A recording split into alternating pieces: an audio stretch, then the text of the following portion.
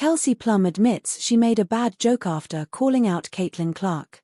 Kelsey Plum has fessed up to making a bad joke when she took a swipe at Caitlin Clark and the rest of her All-Star team last month. WNBA players made a huge statement before the contest, wearing t-shirts bearing the words "Pay us what you owe us." Plum spoke to reporters after the game and would suggest that the members of Clark's team were not involved in the decision, although they wore the shirts too, claiming that 0 members of Team Clark were very present at the meeting in which it was decided. Speaking on the Bird's Eye View podcast with Sue Bird, she explained that she was trying to rib Team Clark for getting wasted the night before, but it spiraled into something else. Kelsey Plum says everyone was on the same page. Kelsey Plum did make it clear that everyone was on the same page in terms of the protest, though that hardly stopped Caitlin Clark from clapping back at her with a witty zinger shortly after.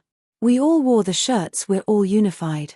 And I think if anything I was just more discouraged because I felt like it took away from the moment of what we were trying to do," she said.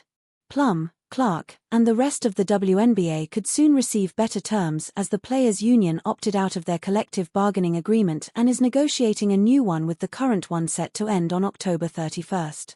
Caitlin Clark drops heartfelt 5-word reaction after Fever's impressive win versus Sun in her absence. The Indiana Fever's problems have piled up this season. The squad, which has been without star point guard Caitlin Clark for 21 games, has started to find its flow even in her absence, riding a 5-game win streak to start the month.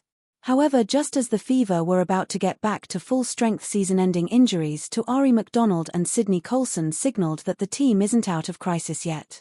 And on Sunday, Sophie Cunningham sustained a knee injury that could add to Indiana's woes as it battles for playoff position. But despite all the problems, the Stephanie White-coached squad pulled through, picking up a comeback win against the Connecticut Sun, one that even Clark had to applaud.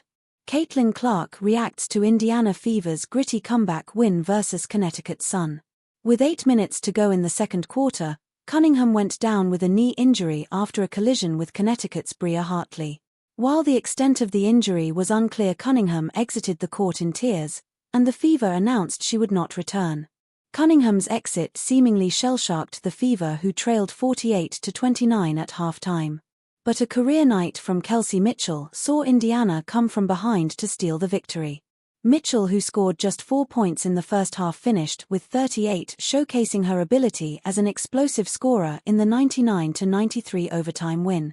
While Mitchell led the way, the rest of the starters provided key support in the 21-point comeback, with all but Cunningham scoring in double figures.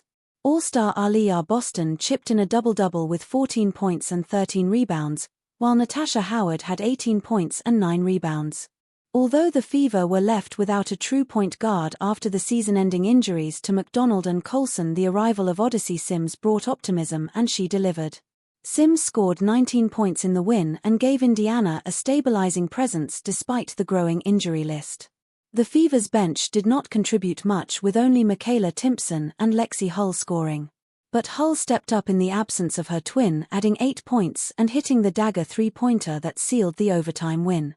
With the Fever sneaking out another win in Clark's absence, White has reason to be encouraged, as every game is crucial to the team's playoff hopes.